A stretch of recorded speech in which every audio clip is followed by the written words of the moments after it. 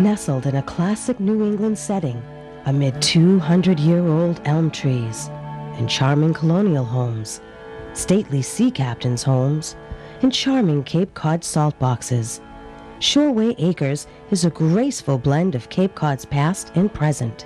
Shoreway Acres, proud sponsor of Falmouth Community Television. Hi, I'm Pat Thatcher. And I'm Margaret Gifford, and we're from Sotheby's International Realty in Falmouth. So, Margaret, what do we say to people when they ask, should I list my house in the fall or the winter? The inventory is very low, and your house will be much more apparent. This is true. And also, remember, buyers are looking 24/7, 365 now. 97% of you are looking on the internet. So when you have real estate questions, we're here for you.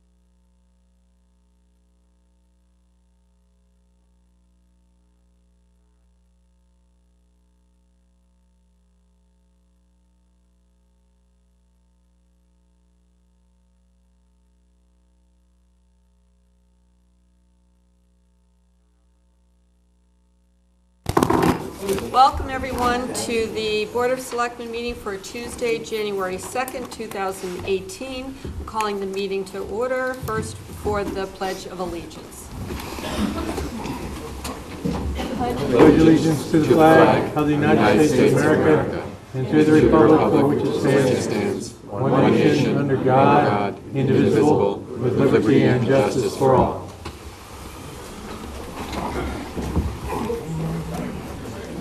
There are no proclamations for tonight. We do have a recognition. Ms. Braga? Just a general recognition that it's a new year, and the focus for this particular board, as we've mentioned before, is communication. We have our live survey happening on February 3rd, but that's one day. The goal is really to make that something that we continue to do as a town, and certainly as a board and the staff here in this building, that the focus is to really have that open back and forth between constituents and taxpayers and citizens and individuals who are in our community. We want to hear from folks. We want to have a conversation, and so that's really the sort of guidepost for the coming year. So with that, we just want to recognize that that's really what makes the community, is that continuous dialogue. It can certainly be a little rough and tumble at times, but that's really when you sometimes have some of the best outcomes. So we want to make sure that we promote that. Thank you. And just to further amplify that, I want to thank everyone who's here.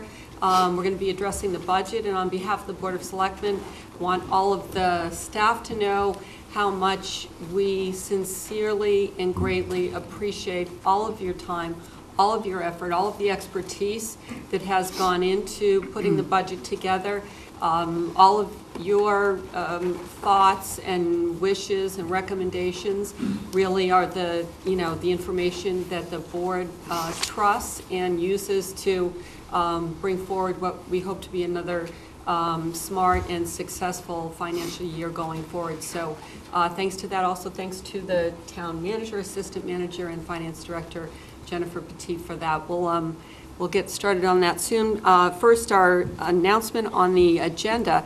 I do want to let everyone know here and at home on FCTV that the building commissioner, Rod Palmer, has responded to a December 19 inquiry by Mark Kuhl with respect to the wind turbines. I'm just going to read that so everyone will know what is meant when we talk about the building commissioner's letter. And it says, replying to the complaint you filed dated December 11, 2017 and received at this office on the same day. You request that I take enforcement action to compel removal of Win 1 from its present location pursuant to Section 240-166K, Section 5 of the zoning bylaw. As the building commissioner, I'm responsible for enforcement of the zoning bylaw with authority to order the removal of any non-complying structure. As Wind 1 is a non-complying structure, I do not need to make a determination regarding the application of Section 240-166K, Section 5 in this instance. Wind 1 is not a dangerous structure and poses no immediate threat to public safety. I presently intend to direct the town of Falmouth to prepare and submit to me a plan for dismantling and removal from its present location and request that the plan be submitted by May 31st, 2018. Very truly yours, Rod Palmer, Building Commissioner, and thank you for that, Mr. Commissioner. That is the extent of our agenda item for this evening, is to make that announcement. However, you will see going forward, and we appreciate all the public comment we get by email and otherwise with respect to questions and suggestions. You'll see further discussion on future selectmen agendas. Thank you. Moving on. The public comment period is a 2-minute period of time for folks from the public to make a statement on an item that is not on our agenda. Is there anyone here for public comment? Yes? The public comment, by the way, is for any item that's not on the agenda. Okay, Grant, go ahead.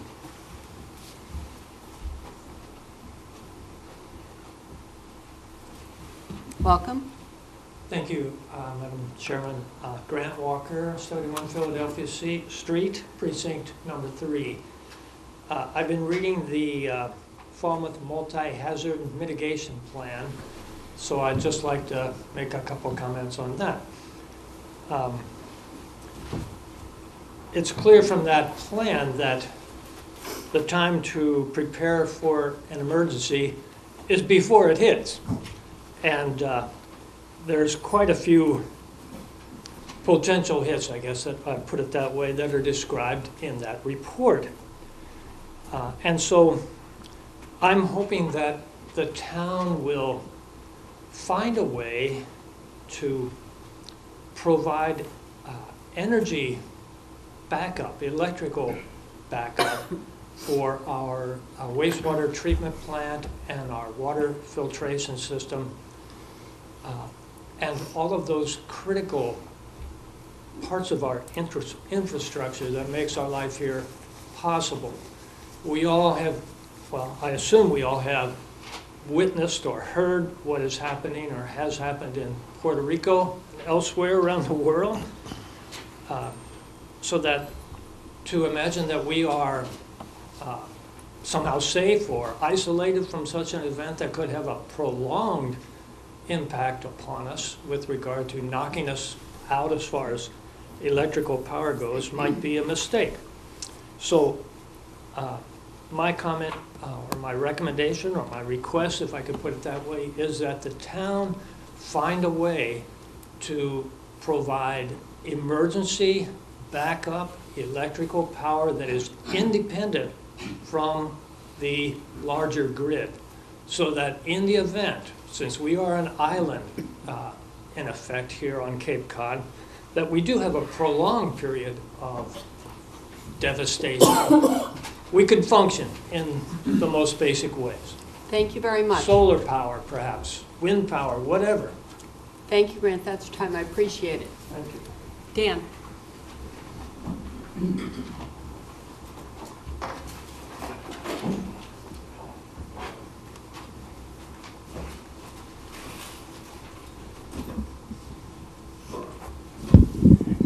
Dan Chair, Precinct 6. We've had a long problem or a lengthy problem in West Falmouth that I think it's about time the Board of Selectmen did something about. And that is having a cell tower. We need one badly. My phone won't work, my kids' phones won't work. I can't get local radio stations. And I don't live out in the boondocks, I live on 28A.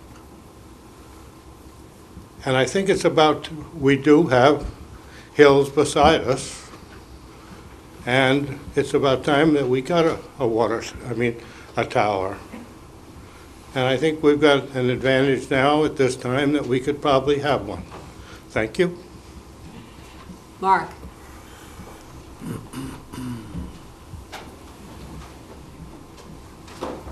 wonder where he's thinking of.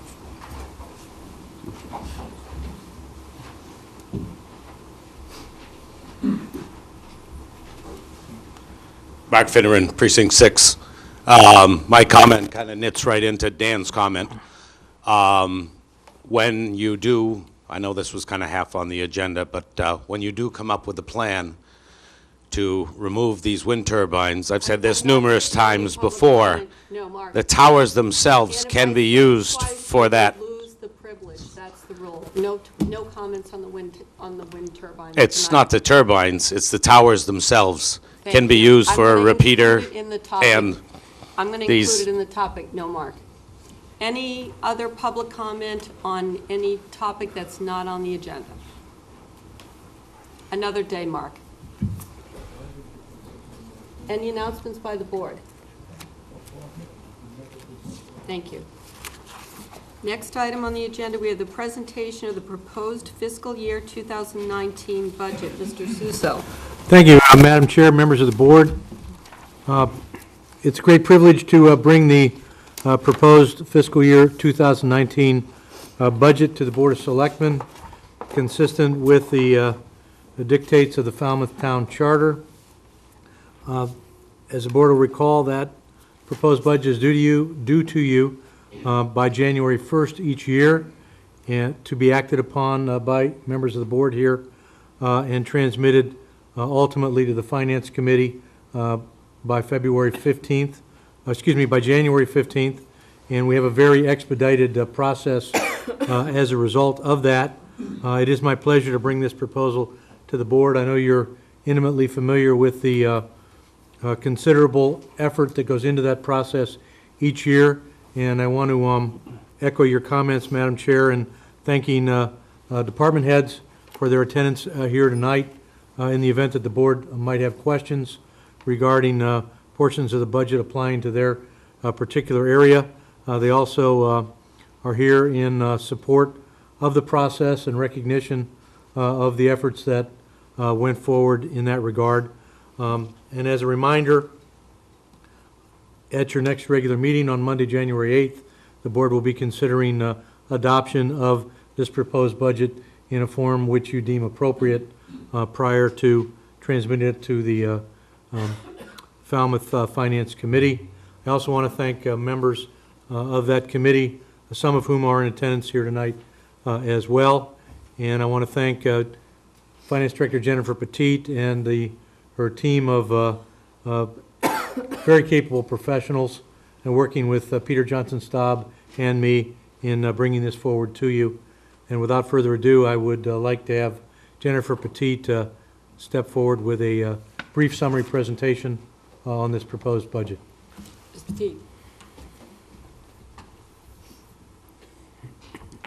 Thank you very Need the much. lights out? Yeah, if you don't mind. Thank you.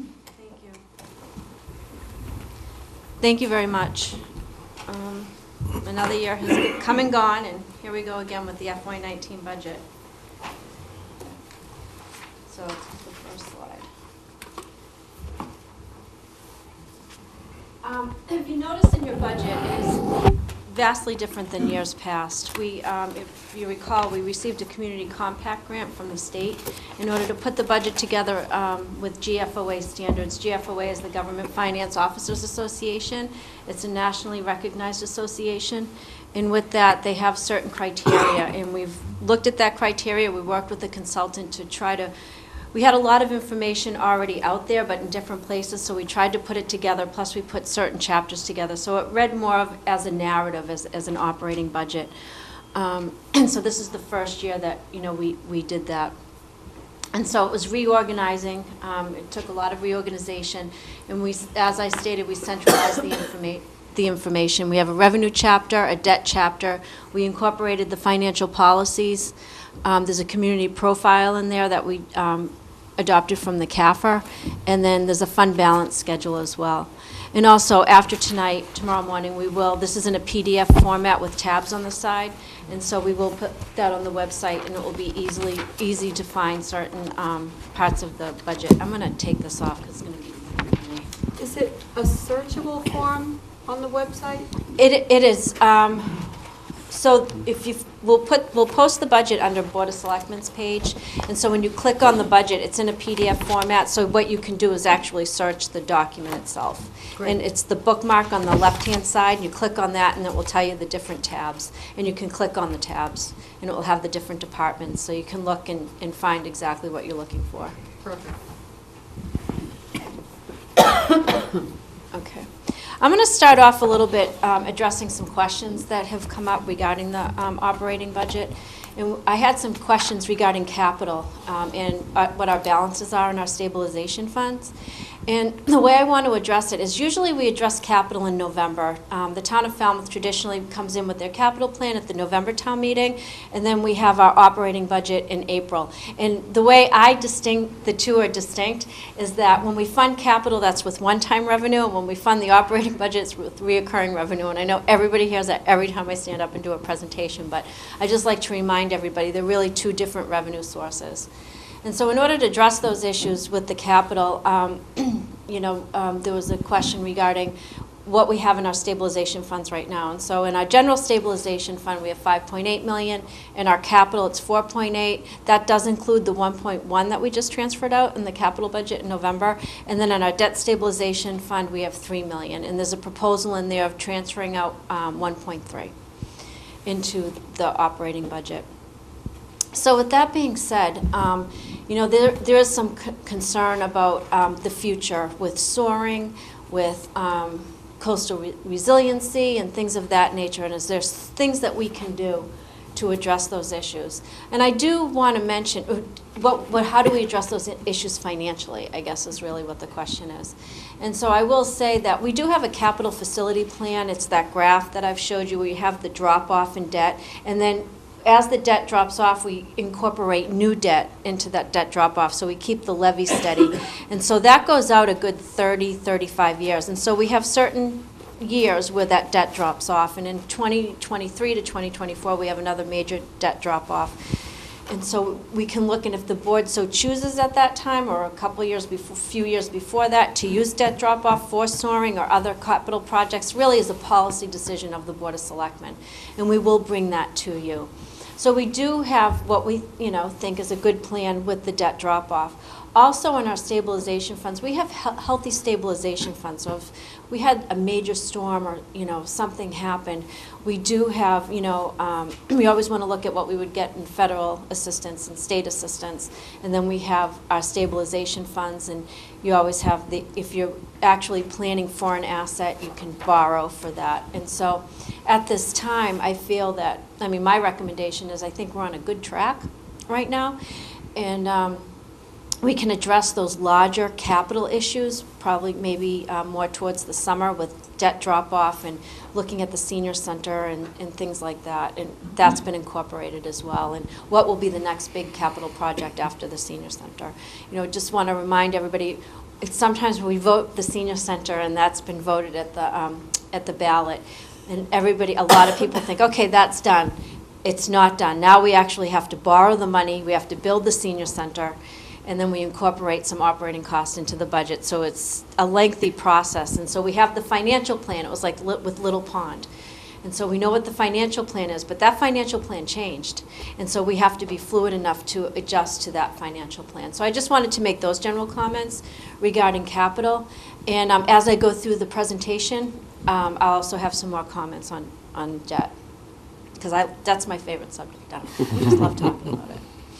So in your budget books, you have the chapter on revenue detail, and we've given you some history here, you know, just to put it in context. You know, and our property taxes are almost 75% of the total revenue used to balance the budget.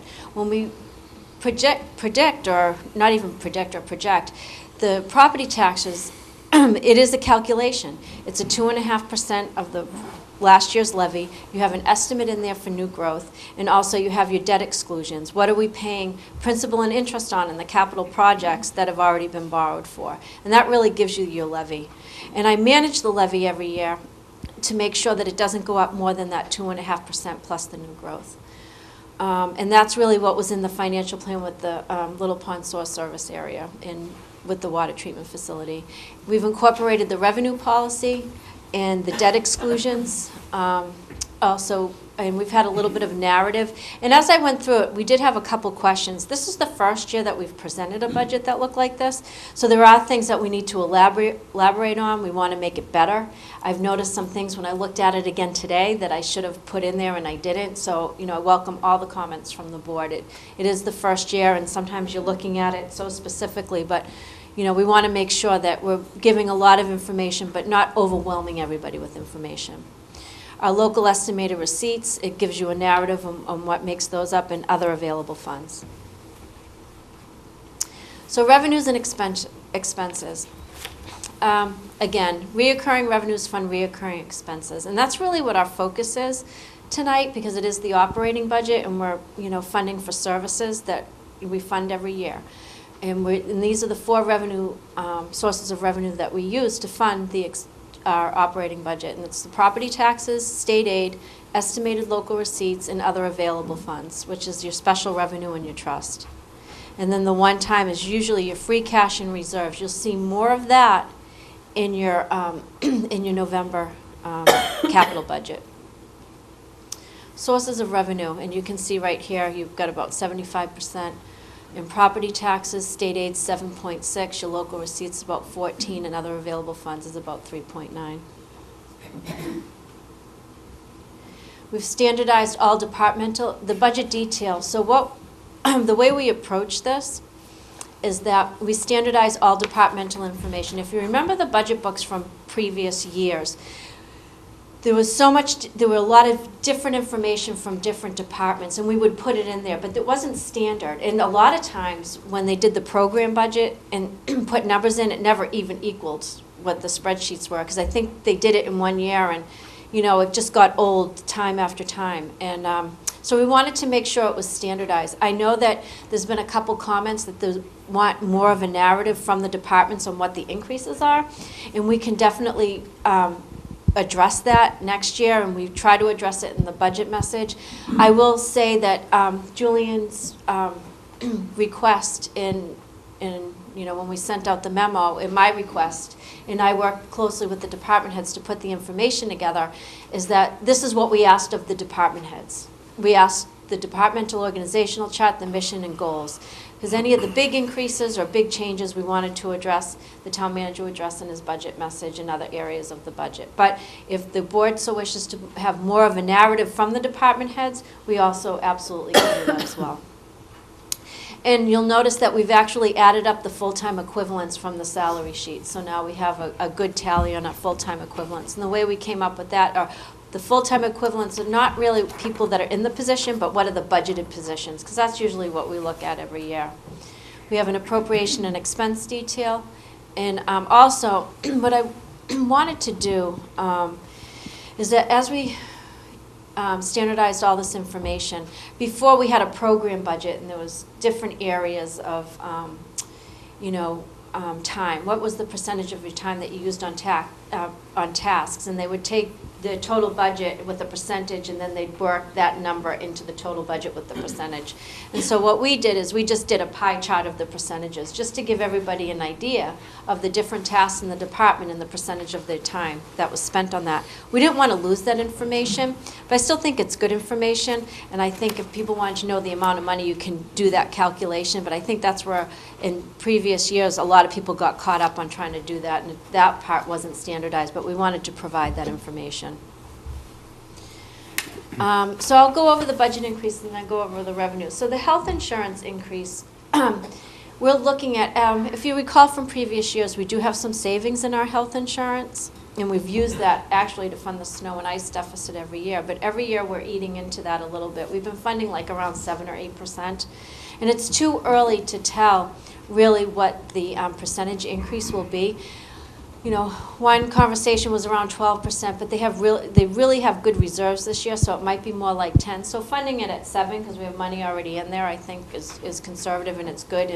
And really we use that as a smoothing technique, so we fund it the same percentage every year. But we do eat into that reserve. So we funded it at 7%, but also what we did is every year, and there's been some complaints about this, and rightly so, we go in and we move the money from the health insurance to the snow and ice budget, and everybody has questions. So what I did is the recommendation is to permanently move $200,000 into the snow and ice budget. It is grossly underfunded. It's at $175,000. This brings it up to $375,000. Another question came up of, why don't we just fund more of it or put in a reserve? Well, we can overspend the snow and ice budget legally. And so it's kind of hard to predict what it would be. And, we put a couple $100,000 more in there, but once you increase it, you can't decrease it. So as soon as you get it to a certain point, it's really taking the money and putting it in there, and you really can't use it for anything else, where it's easier to fund if it goes into deficit. And just to remind everybody, a couple years ago, we had a $1.4 million deficit in the snow and ice fund, and a lot of towns had to amortize that over a few years. And I think we got some state assistance, but we didn't have to do that. We were able to fund that, so I'm pretty confident we will, and I think this definitely helps. And I've addressed some of those concerns. We have the retirement assessment. It's a 5.65% increase, and I put the numbers in there just to let you, give you an idea. We have to fund these right off the bat. We have Proposition 2.5 and new growth gives you an additional $3 million a year, and you can see right here, this is what we battle every year. The school department budget, if you recall, we put into the budget policy, they're looking at maybe some decreased federal funding, so we gave them the 2.65%, and that's the money amount. The other thing is Upper Cape VOTEC, they have 17 new students going into that program, and that was looking, when I had a discussion with the superintendent, we're looking at around $300,000. And as you know, it is still early. These numbers do change through Finance Committee review, but these are the numbers, the best numbers that we have now. And so those are the increases we have to fund. And then we look at the budget increases, and that if you read through the budget narrative from the town manager, we have 3 additional firefighters, 1 additional detective, an administrative clerk for the building department, a part-time building inspector, a full-time position in the water department. That has been in the plan with the opening of the water filtration plant, and a part-time conservation regulatory position. We believe we've addressed some issues that we all know that needed to be addressed. The debt. I'm going to go a little bit over the debt policy. It's in the policy, excluded debt and capital exclusions will be issued in a manner that stabilizes the tax levy over a number of years. The finance director will maintain a financing plan that calculates the current and future debt capacity, and I do have that, and I do have the chart in here, but we can have more of a lengthy discussion of a long-time capital facility plan at another time. And the financing plan incorporates the water rate increases and betterment revenue. In this budget, you will see a decrease in your debt. You see a decrease in your excluded debt. However, we're still offsetting that from the debt stabilization fund, we're using 1.2 million, an additional 133,000 to offset that library debt that we used to fund T-Ticket School. So we still, if we didn't offset that debt, what would happen is that your tax rate and your tax levy would shoot up, and people would be coming into town hall and said, you said we weren't going to increase our taxes, but you did. So we used that to reduce it. And the reason why we're using that to reduce it is a lot of the money we borrowed from the Clean Water Trust. And so the original financing plan had us going out to the market and borrowing, but we borrowed from the trust. And what does that mean? Well, we would pay a bill, they'd give us the money, it was on short term, and then they would tell us when we would have to start paying back principal and interest. And since they tell us we're on their plan of when we're going to borrow, and they don't tell us on when our debt drop-off is going to be able to handle it, that's what's going to happen. But we borrowed through the trust because we got great interest rates. We got 0% on Little Pond. So we had to adjust the financing schedule. And so what happened, if you remember a few town meetings, we had extra free cash. I put it in the debt stabilization fund. And last year was the first year I used that to reduce that debt. And I'm requesting to use that again. This year, we did assess the betterments. We got, before we even sent out, when we sent out the letter, the tax bills just went out last week, but when we sent out the letter, we got $1 million in betterment revenue. So we will put that aside. And moving forward in 2020, we will use the water rate increases and the betterment revenue to offset that debt increase. That was part of the financing plan. But we used the debt stabilization in the short term because we've already bonded $76.5 million through the trust, which is great, but we still have a little bit more to do. So that's what the plan is moving forward. In 2020, we'll reassess and we'll look at, we still have one more year on the debt stabilization fund. We might do that and then steward the increase in the water rate and the betterment revenue, we will put that aside. And so I just went over the slide that I just talked about, and just some points there. And so this is the capital facility plan, as we all see. We always want to spend this much in principal and interest every year to keep the levy steady. And as you can see, it drops off over time. And so that gives us the opportunity to incorporate capital projects. So if you look at the operating budget, general government is, I think, 3.3%, public safety is 11.1%, and you can see this is incorporated into the budget book. You have the 37.9% of education. That does not include the revolving funds that they use in order to fund their budget. They do have grants that do offset operating costs, the school does. Their grants are just different than the town. We don't use grants to offset our operating costs because it would be a one-time revenue. So how do we fund the budget? We use our 2.5% levy capacity. We've estimated new growth at 700,000.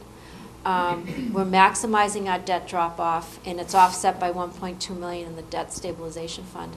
I will say in the budget overview, which is behind the town manager's budget message, we have what's recommended and what's proposed. The recommended of the property levy, the tax levy is a little bit more than what's proposed, and that's just because I didn't change the number in that column when I was refining that number, because those numbers are what they are.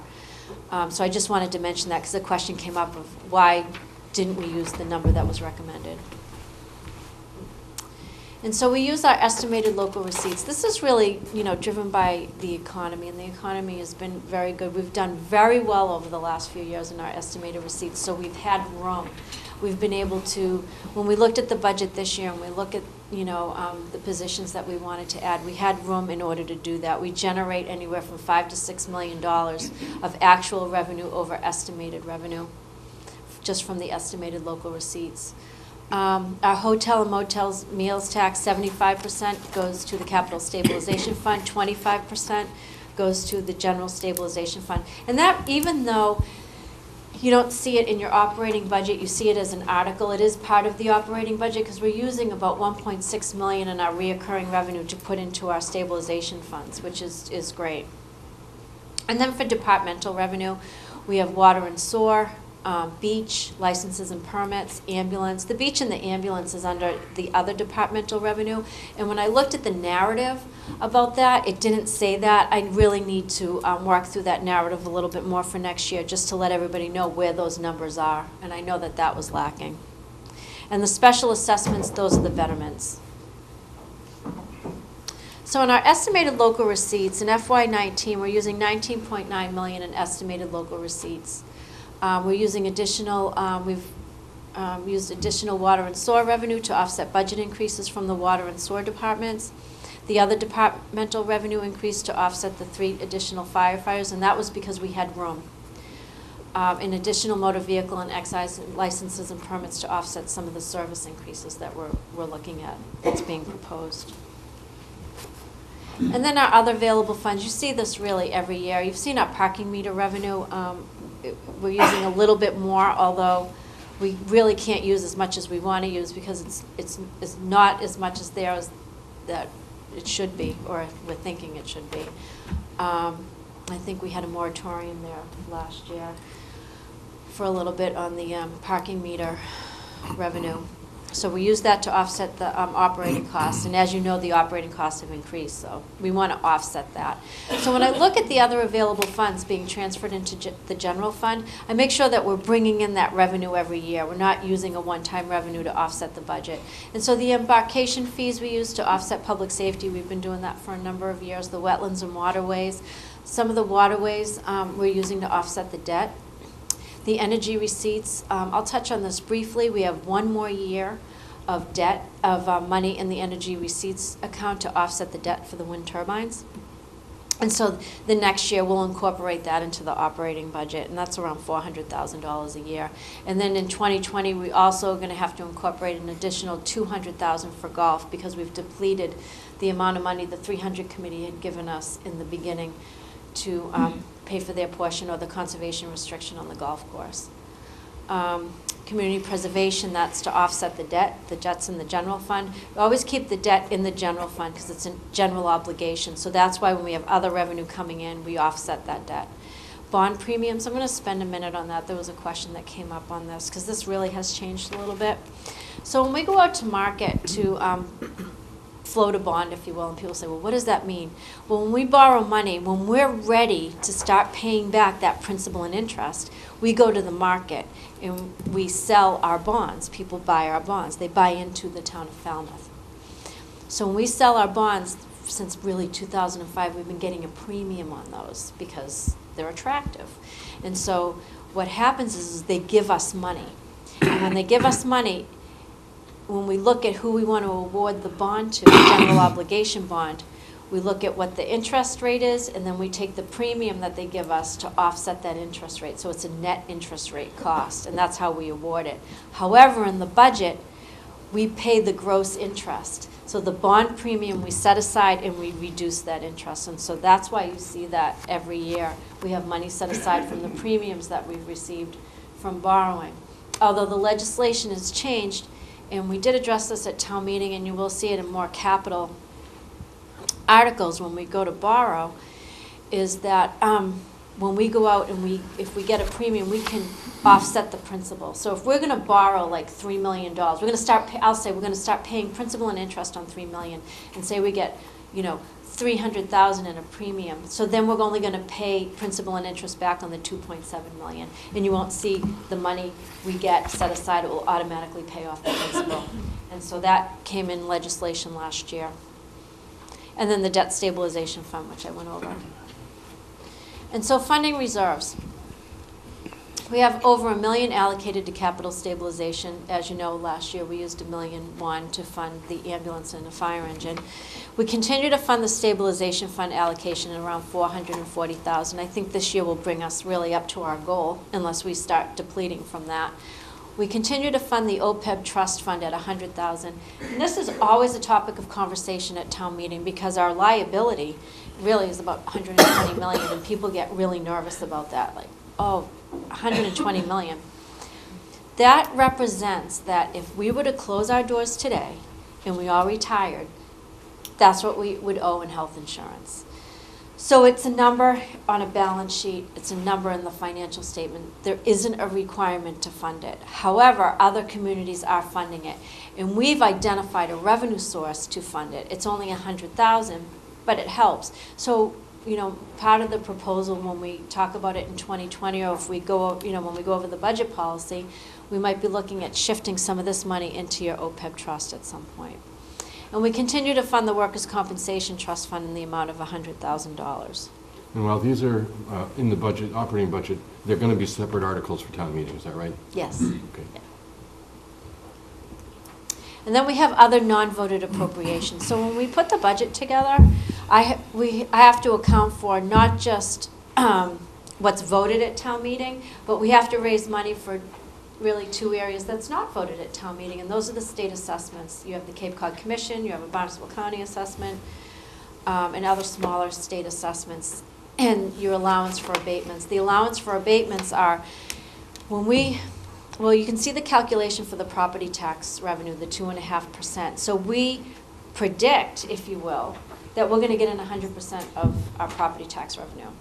And we usually get in 98, 99%. But if somebody comes in and they have an abatement on their taxes, they feel like their value is too high, they go through a process, and we abate their taxes, we actually have a fund of money that we do, you know, that we take from because we estimate 100%, and that takes that in. And that's what that is. So in conclusion, the new positions will result in an increase in the service to the community. Again, we experience significant fixed cost increases. The budget does allow for flexibility. You will probably see some other articles in town meeting. You know, I like to say that we always want the budget to fund itself. The budget that we vote at town meeting is 4 or 5 pages, and we have to adhere to those line items. We can't move money around. We can at the end of the year with the vote of the Board of Selectmen and the Finance Committee, but town meeting can move money around. So it gets a little bit restrictive, and that's why we want to keep, we have our, you know, pockets, or, you know, like the health insurance. We want the budget to fund itself. You don't want to bring in outside sources to fund the deficits, and sometimes, you know, you do have to do that. So we continue implementation and further explanation of departmental reorganization and cost-saving measures, and we really went through that this year when we were putting that together. So that's the presentation. Thank you. Before we get to questions for Jennifer, Mr. Suso, I wonder if you would just give an overview of the budget message that you provided to the board, just so everyone in the audience and at home gets an idea about, you know, the overview, target areas. I know, for example, one of the actions that we all saw here was with respect to the building department. I know that's been a source of a lot of, you know, both homeowners and folks who work in the building trade have had some concerns, and I know we're addressing those. So if you could just hit the highlights, that'd be appreciated. Certainly, Madam Chair, happy to do so. I'll focus on the expense side from that standpoint, as I think it gets to the bread and butter a little more quickly, and Jennifer has commented on the revenue side already. I think the most fundamental portions of the FY19 budget proposal relate to suggestions for additional staffing. Beyond that, also the school department is proposed to receive a 2.65% increase in the revenues allotted to them to be utilized per their needs as well. But specifically on the town department side, there is a limited increase in personnel.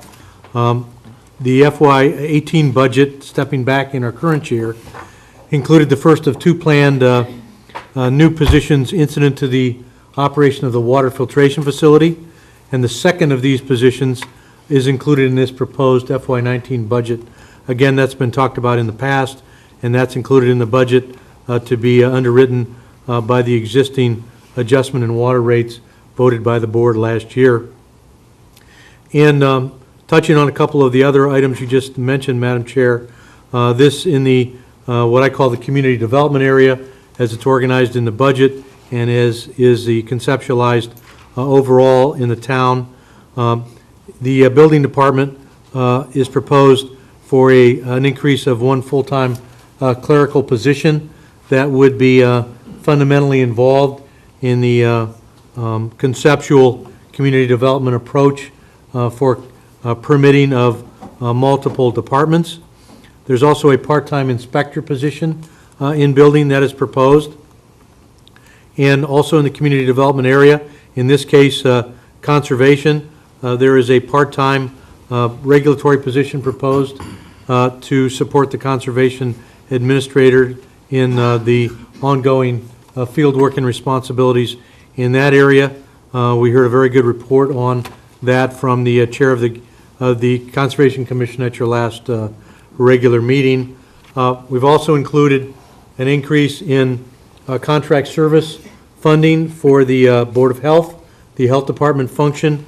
That will be used fundamentally to supplement existing staff needs, that from the county staff resources available to us through Barnstable County, and for which we've been very successful in utilizing that as a resource. This will allow an expansion to supplement our staff work in the Health Department area. Now, just a quick question on that. We already pay for those sources under our allotment, correct? So that's not anything that we'd be additionally assessed for, or is it? This would be an additional contract beyond the assessment that goes to the county for various functions. So this is an expansion of that and an enhancement of the present hours that we utilize currently. Okay. And again, it's to assist with routine inspectional duties and supplement our existing staff.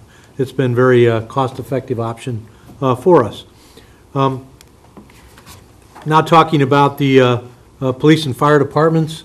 In the police department, the FY19 budget includes a proposal for an additional police officer position. This will allow Chief Dunn to really expand by one position the presence in the Detective Bureau, which has been significantly needed, and will allow Chief Dunn to have some additional options for the fine work undergoing in terms of the many challenges to the police department in our neighborhoods throughout the town. This is in addition to some adjustments in personnel available to Chief Dunn that you will recall in the past year that were the result of the Consolidated Communications creation and freeing up some police officer positions for the chief to manage as public safety needs would dictate. Moving on to the fire department, the board will remember that in past years, each of the last 2 years, the budget has included the creation of an additional firefighter, paramedic position in each of those 2 years. That department being the one that consistently has received at least one full-time position in the last 2 years. In the FY19 budget, I am proposing for the board, finance committee, and ultimately town meeting consideration, the addition of 3 full-time firefighter positions, firefighter paramedic positions, working with Chief Small in an attempt to continue to address what has been ongoing needs in the fire department. We've certainly recognized those needs over multiple years, as reflected in the fact that if this budget is approved, we will have approved 5 new firefighter positions over the last 3 years, well beyond that for any other town department, public safety or otherwise, and that is part of this proposal. We believe that the firefighter staffing is a response to a significant ongoing need. And I also, in the budget message, Madam Chair, members of the board, have a paragraph that talks about the fact that in addition to the firefighter staffing, we have a challenge regarding the allocation of manpower to our respective fire stations, and I look forward to working with the board, Chief Small, the fire union, the finance department, the finance committee, as well as the finance department, and ultimately town meeting in addressing really the allocation of manpower so that it is most effectively address to, meet the ongoing demands that we have, some of which are seasonal in nature, as the board is aware, but provide some significant management challenges to us. The good news also is that due in significant part to my colleagues who join us in this room, we've had the good fortune of multiple healthy budget years and a really good stewardship in managing the town's resources. And with the assistance of the policies set by this Board of Selectmen as well, we've been able to engage in very healthy capital spending proposals, as the board will recall, over the last few November town meetings, including the last one. And in the fire example, for instance, that's resulted in funding allocation not only for a new ambulance, but for a new fire engine as well. So the town has been able, through good stewardship and good planning on behalf of this board with your policies and implementation on the part of my colleagues here, to have resources to bring to bear to do considerable catch-up that's been needed not only in equipment replacement in fire, police, public works, and other critical areas, but also beginning to address some of that in responding to service needs that we have identified. So, Madam Chair, I guess that's my best snapshot. I will mention one other item that is more modest but equally significant.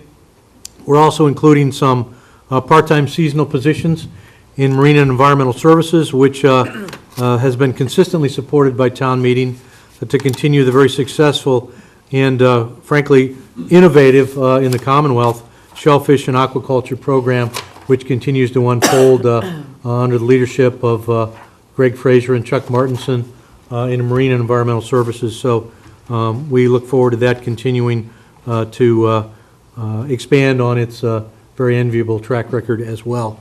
And I think that's a reasonable snapshot of highlights, Madam Chair. Happy to go into further detail or answer questions that may be helpful. Right.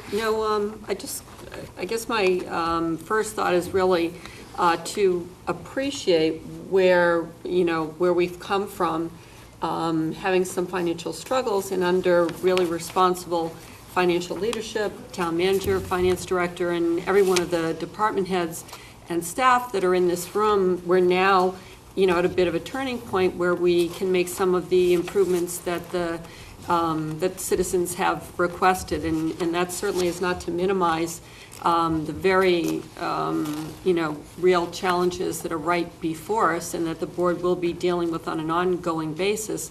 But, I think I speak for the entire board in letting you know how much we appreciate all of the hard work that will make those choices hopefully a little bit easier going forward, and really give every one of the citizens a lot of terrific services for one of the lowest tax mill rates on all of the Cape. And we're really, when you travel to various select boards and meetings across the Cape, we do get eyed with quite a bit of jealousy, and that's really based upon all of your efforts. So we're very grateful for that.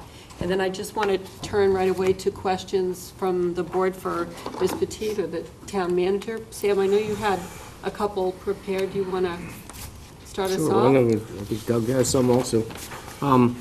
Yes, I think the first question I have is, we have a category called pilot, which is payment in lieu of taxes that we get from the state.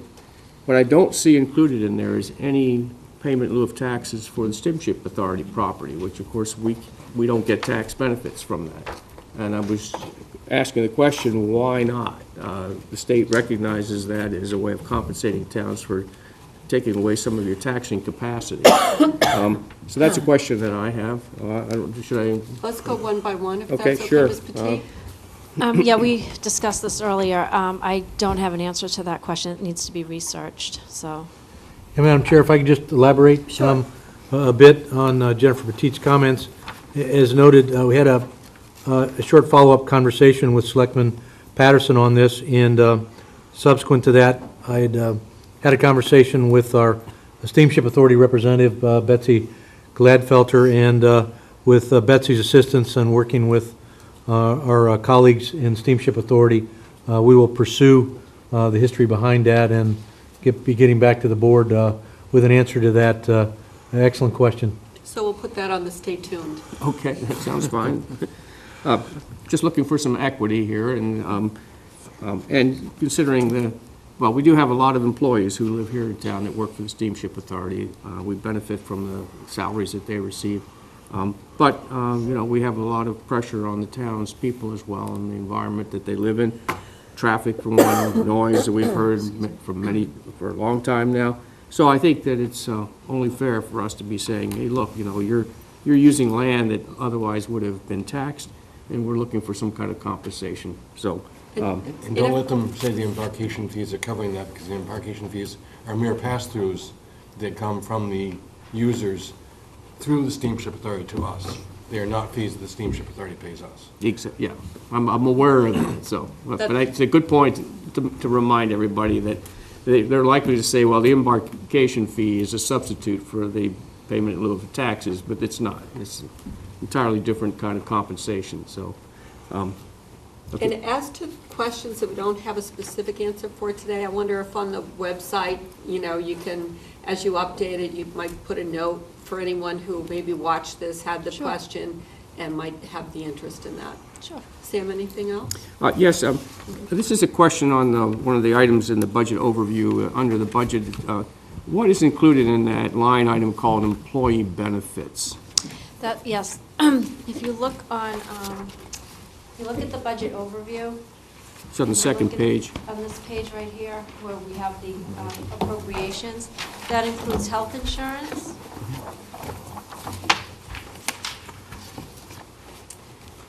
Unemployment, life insurance, Medicare tax, and employee benefits.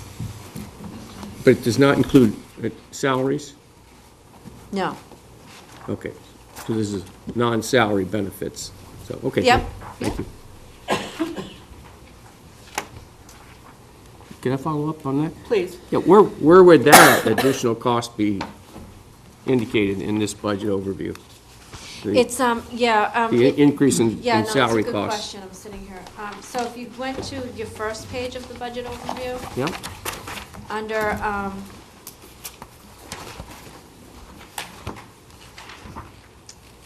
okay, so, I'm sorry, on the second page right here, under town meeting warrant articles, we fund that every year as an article. We fund the cost of living increases. That's what you're discussing. We always fund that in a separate article, and that's incorporated into the budget as well. As you know, we have a negotiated, not settlement, but a 2%, if you will, with some unions, but not all. So if we've settled with the union, it's incorporated into the operating budget. If we haven't settled, it's part of the cost of living increase that I have as a COLA article. And that's traditionally how we've been doing that for the last 4 or 5 years. yeah, I'm familiar with COLA and understood how we. Yep. But what about the step increases that also add to increased salary costs? Yep, they're in the operating budget. They're in the. Yep, they're in the, if you look in the individual departments, we've listed everybody's name in every department, what step they're at, what their salary is. And so every year we go through it and double check, look at if they were at step 5 this year, then they're at step next year. And they do get the step increases even if the contract isn't settled. Yeah, I guess what I was looking for is a place where we rolled it all up so we could actually see just what the increased costs of salaries and benefits would be on a year-to-year basis. That's what I was Yeah, looking you had for. mentioned that earlier in our discussion, and we had talked about that. We don't account for it that way. We put it in the operating budget. I know it's compounded every year. It's something that we look at when we bring the costs to the board of a settled contract. But we incorporate it into the base of the operating budget. I don't have a separate calculation of the compounding of COLAs into future years. I mean, that's a calculation we can do, but we're not funding it that way. That's it, thank you. Doug? I'm sorry, I did have one more question. I'm sorry. No, take your Before time. we move along. It had to do with a comment about excess levy capacity. Yes, and I meant And to I wanted address to- that in the presentation. Yeah, I'd sort of like to have a definition of that or an explanation Sure, of it. I know absolutely. you already tried, but I think for the benefit of other people, Yeah. including our finance committee members that might be here, Yeah. that term is loose in my mind. No, it's a good question. We have the tax classification hearing in front of the Board of Selectmen, and you adopt the factor of 1. The sheet that you signed does have a number in there for excess levy capacity. So we could tax up to this amount, but we didn't. So what was excess in your levy capacity? This year, it was rather large. It was 1.5 million. So you ask, well, where did that come from? That really is the principal and interest on the excluded debt for the water filtration plant and Little Pond Sewer. We could tax that because we excluded the whole amount when we went to the ballot. But according to the financing plan, we didn't, because we want to keep it to the 2.5, and that's where the debt stabilization fund reduces that. Now, in future years, we'll increase our estimated receipts to reduce that, so you won't see that excess levy capacity. But that's what we could tax, because we have to put the full principal and interest on the forms when we, send them to DOR for the tax rate. But then we had to offset that to keep, the tax levy lower. So we didn't tax up to that full amount. Okay, thank you. That's all good. So most of my questions on my list were addressed during the presentation, so that was great. One of them was the 1.2 million that we've been using from the debt stabilization, and that's been answered. The big question, which is a question for us and the town, is do we want to start putting some money away now for big things that are coming later? Ms. Petit explained to me that we're in a good position not to have to worry about that. But I had this idea that maybe it would be a good time while the economy's good to ask the citizens if they want to consider an override and maybe increase our debt stabilization, our capital stabilization fund, because we're going to be having huge projects. We're going to be doing more sewer. We're going to have a coastal resiliency problem that we don't even know what it's going to cost. And now's a good time to put money away when interest rates allegedly are supposed to rise eventually. I don't know, it's just a thought, but something for future discussion. But generally, I think the budget looks very good to me, and I don't have a lot of questions specifically other than what's already been answered. Megan, just to that point, what I would like to see is, I know, we have this kind of this capital plan, for what's coming down the line, and we project out and we take a look at it. But I think in some ways it would be really helpful for well, it'd be helpful for me, I won't speak for the board, but it'd be helpful for me, and I think it would be really an important conversation as a community to have, to really specifically look at, we know where our windows are for the debt drop-off, and we have an idea of what those numbers are. But to have the conversation well in advance as to the big projects, we've talked a lot about fire tonight. We know that there are needs in all of our, the list is endless of all the ways you can improve a community, and as it grows and technology changes and population changes, issues with coastal resiliency, but to really have kind of a drilled down conversation about, what some of those estimated numbers are. Obviously, they're really rough estimates, and where they might fit in that window and what the priorities might be. Clearly, emergencies come along. That's why we have some of these stabilization funds, but to really talk as a community about how we think about and, prioritize our needs. So, in that 2024, 2025, right? In that window, which is, I think, is that next first big window, what's our best bang for the buck? Is it two projects? Is it kind of looking at two smaller but really compelling projects? Is there a giant need that we're just kind of, the elephant in the room that we're not looking at, to really engage the community in a conversation about that. Department heads, obviously the folks in this room are the experts on most of that, but to get that community input to think about, do we have kind of a top 5 list that we can look at and say, this is where we might be going in, 2024 is not far away.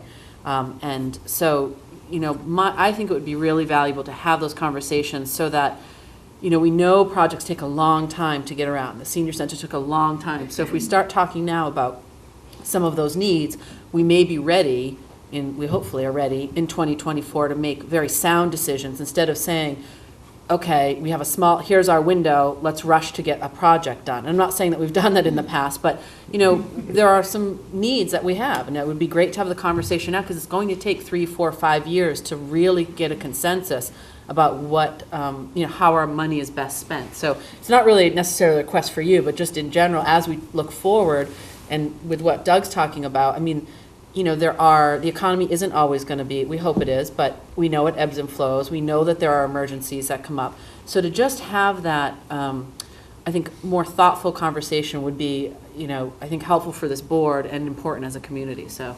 I think that is a very, very important conversation, as you mentioned. I mean, we have 14 estuaries. We've only done one with the Little Pond Sewer Project, and you see what a huge project that was. When we go to the next project, we'll be smarter. We already have the some of the research down, maybe be more economical.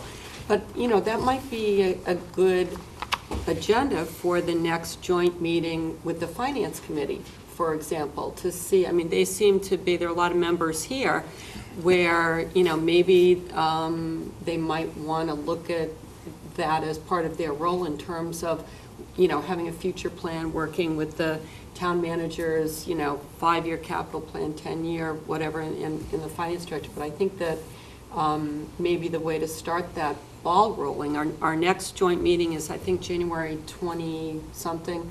So maybe a couple, maybe March.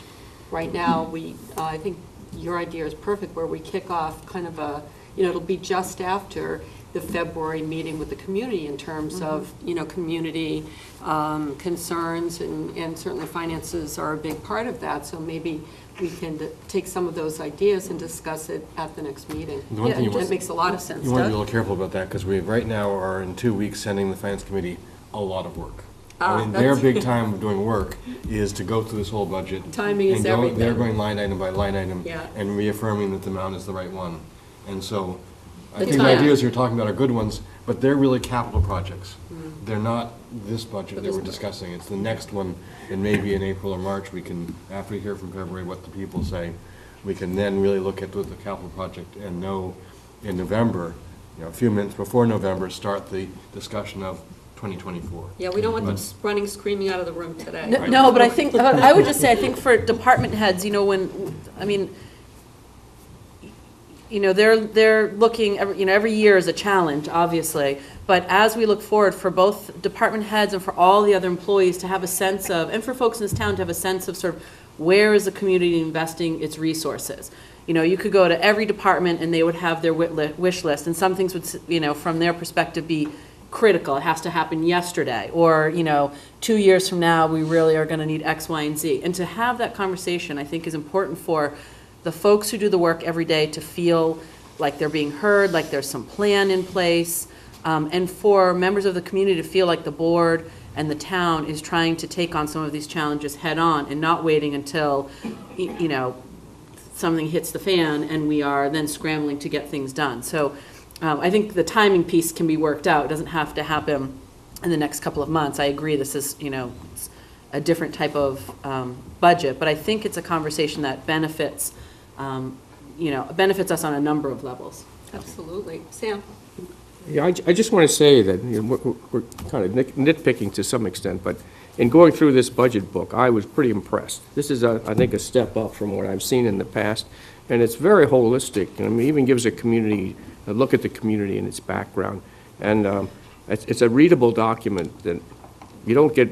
I felt I didn't get buried in the numbers before I could make some sense about the rationale on why we want to spend money this particular way and the benefits that'll come as a result of it. So I want to just say thank you to the Finance Department and all of you that have contributed to it, because it is a very readable budget document. And I was impressed with the ease with which you could go through it and see it at our level, which is more of a macro level, but then to be able to drill down into the details. And I know there are going to be more of those coming out of the Finance Committee discussions. But from our perspective, I found it to be a very good document to communicate the nature of the budget and the priorities that were looked at and traded off in coming up with this particular recommendation. So thank you for all your work, all of you. Thank you, Sam. Completely echo what Mr. Patterson said. A huge downside to that is we have all the department heads here. The amount of questions I had, I found answered in the book by the documentation that the department heads put ahead of time, that I didn't really feel I would have a lot of questions, and to have you all here without lots of questions or very few, I apologize that you're sitting here and we're not going to be calling on you. We that can much. make some up. I do have, having said that, I have 3 or 4 questions. One is in response to a note we got from the town council, and this is, I think, on the selectmen's budget, as to whether either in town meeting or town moderator, we want to put an increase in for the charter review committee expenses that we are probably going to incur in 2019, or whether those have already been put in for that budget.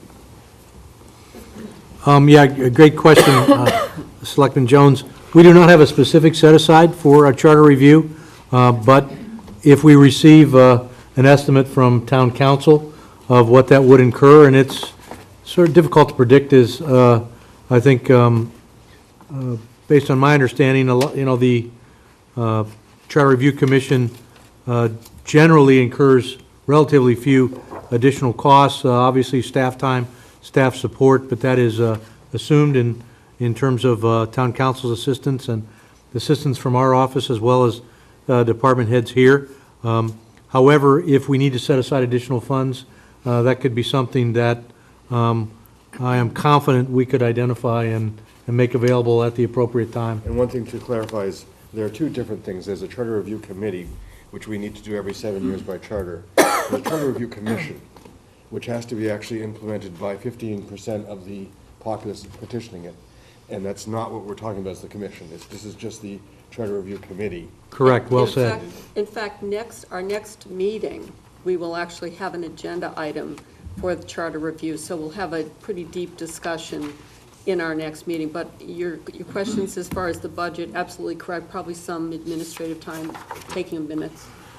Next question I have is from Ms. Petit. Before you leave that topic, I think we should leave open the possibility of bringing an outside consultant in. Because I think it's always valuable if you can get somebody from the outside to come in and critique your charter and say, have you really thought about this? Because it's so easy to just get completely buried in your own mental, just what do they focusing call it? on the numbers, we'll keep that for next week's Yeah. discussion. And That's I'm a not good idea. I'm not trying to spend money, but just asking myself, if I, I've read it, and everybody else I'm sure that's deeply involved in the town has, but sometimes you don't see the obvious because you've just been buried in it for too long. You're got a mindset. My next specific question had to do with the meals tax, and I think you hinted at this is going to change next year, that we don't see the meals tax as a line item as to what the amount is this year.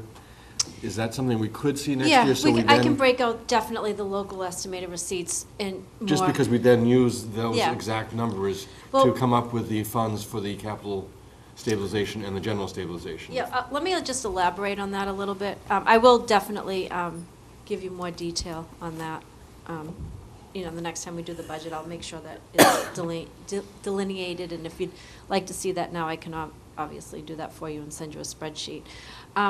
Well, I know you were on the board when they first voted this policy, and it was 75% of the meals tax, and then it was compounded with a proportion of like 0.25% of the levy, I believe it was. And what was happening is that the levy was compounding, and if we kept going along that road, we would have eventually been putting like $2 million from reoccurring revenue into a capital stabilization, which is unsustainable. So basically, the recommendation was really to freeze it at the million. And so even though that was the basis of the policy of the 75%, the rest was being taken up with the levy, so we just funded it. It wasn't going to decrease. I think the feeling is if we can fund $1 million, we'll keep funding $1 million. And it was the same thing with the stabilization fund, because it was 25% of the meals tax to go to the stabilization fund, which is a lot less than the $440,000. But we were lacking in reaching that goal for the general stabilization fund, so we continued to fund it at the 440. So we're level funding as opposed to using 100% of it. Exactly. Well, we're using more than 100%, Right. so I didn't want to decrease. Gotcha. Okay.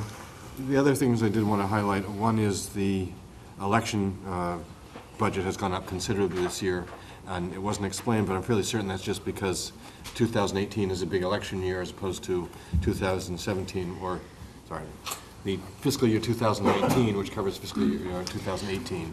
Plus, ends up having a whole nother election that we didn't have this year. Which is correct, but it's also the early voting as well. Okay. That was something that was done per the state. I know Michael Palmer's here, and so that was extremely successful. So there are funds in there to do the early voting again as well, and that's why it went up as And all the other significant percentage increases from last year, this year were explained in your review or in the documentation on the back. And the only other things that I think might come up with other people is the requests where they were not recommended, were two significant ones were in the police department and fire department. And I think that the town manager has also talked about those requests were high. We are doing our best to meet them, but we aren't meeting exactly the requests of those departments. But I'm comfortable with us moving forward, that we're trying our best. We can't meet every request. Those are my questions. Thank you. Sam? Yeah, you know, I want to just mention a little bit of background on why a larger allotment was given to the school department this year. Having been on the school committee for 16 years, really over the last almost 20 years, we've seen the federal monies coming to public schools going down and down and down. And so the responsibility is on us, I think, as citizens of the community. We want to maintain the quality of our schools, and we have excellent performance in our schools. You know, we've got the Lawrence School and the high school, basically 7 through 12, level 1 schools in Massachusetts, which is rated at the top. I've said this before, in the country. So if we want to maintain that quality of investment in our children and the future of the community, we're going to have to probably come up with a little bit more on an annual basis, because the federal government has been cutting us off and cutting us off and cutting us off. And I think the needs are still there, because even though we've got some great community data on household incomes and individual incomes, when you look at the number of students that are qualifying for free and reduced lunch, it's on the order of 30%, which tells you that in this community there are a lot of poor people who are just getting by. And, you know, it's the reality is that they cannot afford to supplement their children's education with trips and that sort of thing, or being with them because they're working extra jobs and what have you. So you need to provide them with extra help to keep them progressing through the. And when you look at the fact that we get to Lawrence in a high school and we've got them right up there with everybody else, I think that really says something about the quality of Falmouth and what it invests in those children who don't have the best of family backgrounds, where the parents really are not in a position to augment the education that our schools provide. So I just want to throw that out. That's, in my mind, the reason why we can justify giving them a little bit more money at this time, and we're probably going to have to keep watching that in the future. On that point, there's a direct, there's a direct correlation between everyone's property values in Falmouth in economic development in Falmouth based upon the school system, because, you know, keeping our young families is really important to our forward financial stability. As we are an aging community, we want to maintain our attractiveness. Young families look at school systems. So, you know, it's all related. We all depend on each other. Megan, I'm sorry, I didn't mean to. No, I was just going to say, I mean, even all of those, I mean, those are all admirable and true sentiments, but even all of that aside, there are mandates that we have to, you know, they're unfunded mandates that are required for special education. We just had this a few years ago at town meeting where we had a bump, a very significant bump, and those needs change every year. We are required, I mean, the federal government has set those requirements, but they really don't fund them at the level that, you know, initially they said they were going to, so we have to pick that up. So in any given year, those numbers really fluctuate, and it can be a couple of students who have significant needs that can really, and we had that just a few years ago, and I think we started the reserve fund to sort of assist with that. We have over 800,000 in that reserve fund, so if that comes up, we can definitely address that. And I have a discussion with the school department a few times a year regarding specifically that fund, so and that is also available. The Upper Cape Tech, I mean, the school changes. choice, all those things. Doug? I would love for some town to say, if you're not going to mandate it, we actually, you know, the unfunded mandates, both federal and state, I wish there were some town, maybe it'd be Falmouth, would say, then we don't want your money at all. We're actually going to make our decisions based on what's best for our kids. The mandates are mandates if you want funding. If you don't want the funding, you can actually run your schools the way you want to. And if there's enough unfunded mandates out there, at some point some town's going to say, you know, you're giving us so little money, we're actually going to make our own decisions. Yeah. Our funding might get cut anyways, and we might be on that road regardless. So, any other questions from the board with respect to? I don't have a question, but I just want to say I think it's great that, you know, after all these department heads have been cutting corners and being careful and watching every penny and using recycled pens at the counters. They finally were able to start to be in a position to pay back and give back some staffing and do some things to make some progress. So that's great. And another note that's not really related to the budget, but it may be in the future. I know we just voted the assessment and, kept the level assessment. But at the Cape Coastal Conference and at other venues where I've been talking with other people from other towns, some towns are considering changing the assessment in coastal areas. For one, as a planning tool to reduce growth and expansion in those areas. And in another way, those are the areas that may be able to afford these increased assessments. So maybe for next year, we might want to think about doing that as another possible source of revenue. Be another good joint topic with, planning and well, some of the other boards, CBA, whatever. I think that might be a good thing to bring up the next time we have those boards. Mr. Johnson-Staub, anything? I have nothing to add at this time. Thank you. Mr. Suso.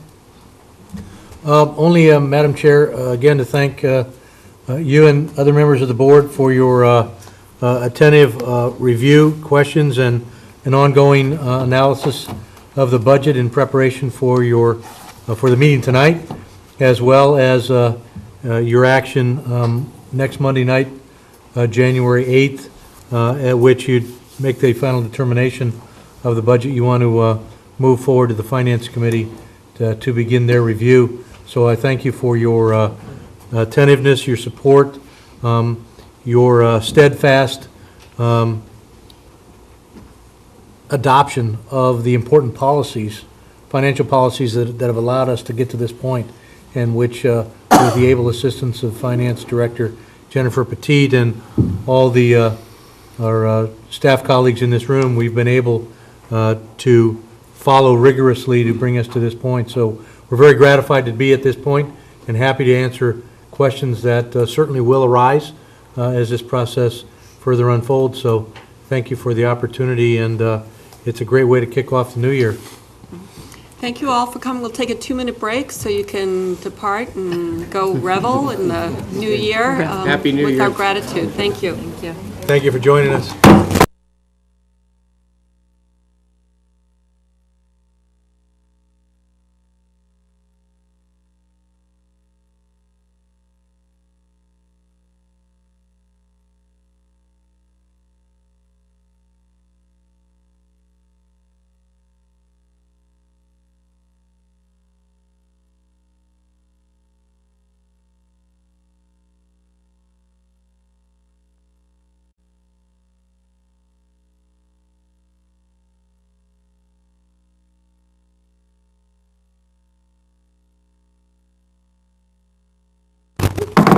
Welcome back. We're going to move on in our agenda to the approval of the 2018 annual license renewals. The first one is all alcohol, the conference table, 205 Worcester Court.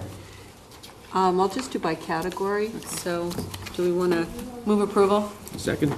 all those in favor? Aye. Aye. Do you want me to read them? Do you want to start them? Sure. Go ahead. Common victual license. Yep. Coffee Obsession, Water Street Woods Hole. Coffee Obsession, Palmer Avenue, Falmouth. Cupcake Charlie's, D'Angelo's, Yolinda's, Min's Kitchen, Molly's Tea Room, the Primetime House of Pizza, 338 East Falmouth Highway, Primetime House of Pizza, 286 Old Main Road, Starbucks, Thai Kitchen, and the conference table. Is there a second? Second. All those in favor? Aye. Thank you. I move in-hotel license at Admiral Inn on the Square, Shoreways Acre Inn, Entertainment, Coffee Obsession, 38 Water Street, Coffee Obsession, 110 Palmer Avenue. All those in, Second. thank you. All those in favor? Aye. Thanks. Class 1 motor vehicles, O'Hara Motors, Inc., Falmouth Pierce 37, Inc., Class 2 motor vehicles, Frank Battles, Inc., Braga's Auto Sales, Sid's Auto Brokers, Costa's Auto Body, Executive Auto Sales, Falmouth Auto Center, Inc., Falmouth Auto Sales, Falmouth Auto Works, Falmouth Collision, Falmouth Motor Car, Frank's Auto Sales, Hayden Enterprises, Inc., Petro Brothers, Rainey Trekking, Route 28 Auto Center, Sandy's Auto Sales, Seaside Auto Sales, T-Ticket Body, Auto Body, Waquate Auto Sales, Class 3 motor vehicles, Falmouth Salvage. Second? All those in favor? Aye. Taxis, AA Taxi, All Seasons Taxi, Falmouth Taxi, and Vehicles for Hire, KB Transportation, VVV Transporter, Weber Livery Service, and White Tie Limousine. Second. All those in favor? Aye. Great. Next, we have individual selectmen reports. Doug? Not a lot to report this week. Sam? I just want to mention that I enjoyed the holiday stroll here at Town Hall, walking around and chatting with people and enjoying all of the delicious food that they brought in to begin the whole holiday. And I just enjoyed it, doing it purely in a social venue and having the opportunity to chat with a few people informally as we went through the stroll. Ms. Braga? No. I don't have anything. Doug? Just to congratulate the DPW on what I thought was a great job this past few days in dealing with the cold weather. And a little warning that, as I understand it, Thursday may be a fairly major impact day for the town of Falmouth. So just to be prepared that it could be anywhere from 4 to 12 inches of snow. Good word. Mr. Suso? Thank you, Madam Chair, members of the board. My report stands as the budget message transmitted earlier to the board and part of the overall proposed FY19 budget. So that is sufficient for this evening and concludes my report, other than wishing you all a Happy New Year. Mr. Johnson-Staub? All set, thank you.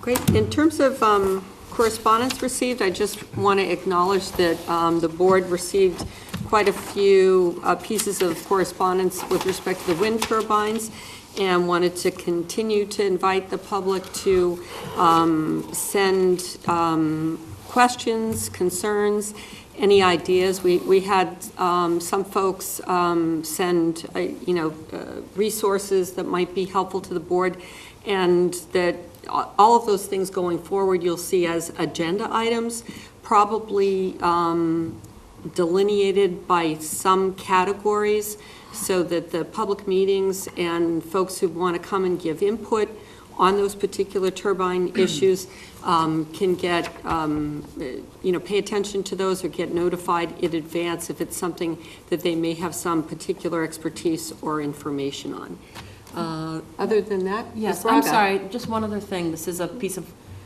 in response to correspondence, but for one of my committees.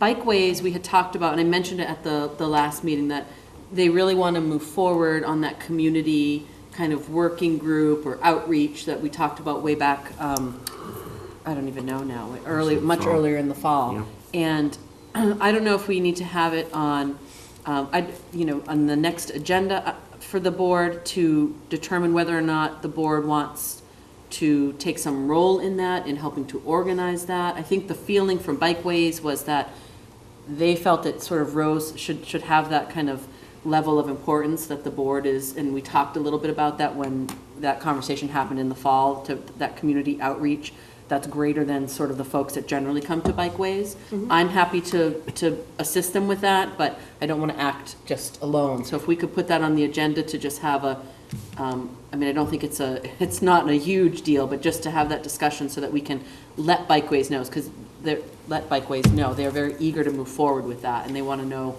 So what would be helpful, I think, is if Scott could maybe just put forward the request in terms of what he sees as, the work of this new committee.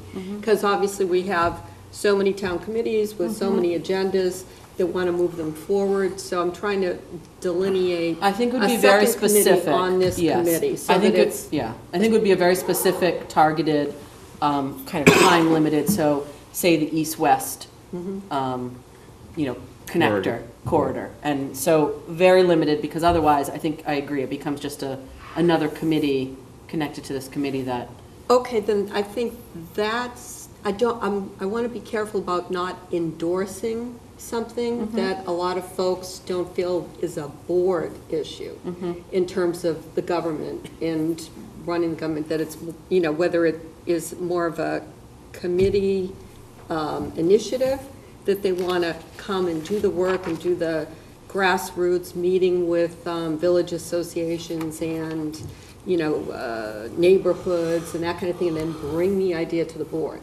as opposed to, I don't want to, I just want to make sure we're not misleading the public by treating this committee any different than all the rest of our committees. Yeah, I think what they were looking for was a little assistance, because they've done what you've talked about. They have reached out to community and neighborhood organizations, and I think they feel like they've reached a little bit of a impasse. And so they were looking for not any kind of endorsement of a particular route or anything like that, but assistance with kind of generating the conversation or taking that conversation to the next level. So I can speak with Scott, but if we could put it on the agenda so that we could touch back and just make some kind of decision so that bikeways can kind of go forward either way. Yep, that would be great. forward that along. Okay. Yeah, really, what I think we should do is invite them to come to us and suggest some things and look for some feedback from us as an agenda item. But I would make sure you coordinate that with their availability. This is the time of the year when people are traveling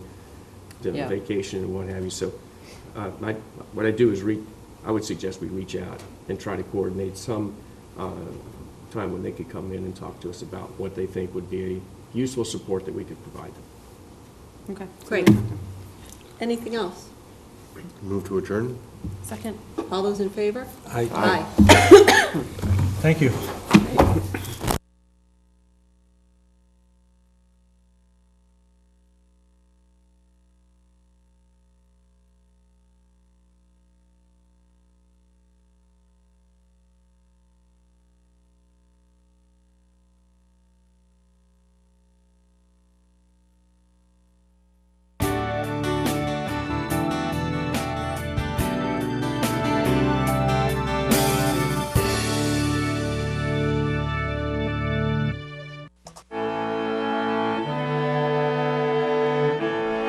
Nestled in a classic New England setting amid 200-year-old elm trees and charming colonial homes, stately sea captains' homes, and charming Cape Cod salt boxes, Shoreway Acres is a graceful blend of Cape Cod's past and present. Shoreway Acres, proud sponsor of Falmouth Community Television. Hi, I'm Pat Thatcher. And I'm Margaret Gifford, and we're from Sotheby's International Realty in Falmouth. So, Margaret, what do we say to people when they ask, should I list my house in the fall or the winter? The inventory is very low, and your house will be much more apparent. This is true. And also, remember, buyers are looking 24/7, 365 now. 97% of you are looking on the internet. So when you have real estate questions, we're here for you.